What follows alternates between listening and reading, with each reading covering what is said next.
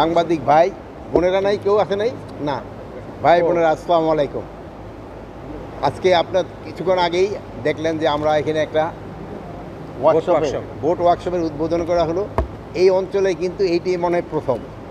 এইটার সার্ভিস আমাদের ইভেন্ট যে নেভি আছে যে এরও এটার কিন্তু নিতে পারবে, বিজিবি নিতে পারবে, এবং পুলিশের যদি নৌ পুলিশের দরকার হলে তারাও এটার সার্ভিস নিতে পারবে।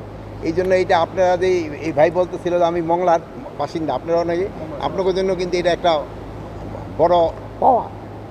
এই জন্য আমি এইখানে কোচগাছকে আপনাদের মংলাবাসী সবাই আমি ধন্যবাদ জানাই এখানে এটা হওয়ার জন্য, যেহেতু এটা একটা ভালো সার্ভিস সবাই পাবে। মানুষও কিন্তু খুব অসহিষ্ণু হয়ে গেছে।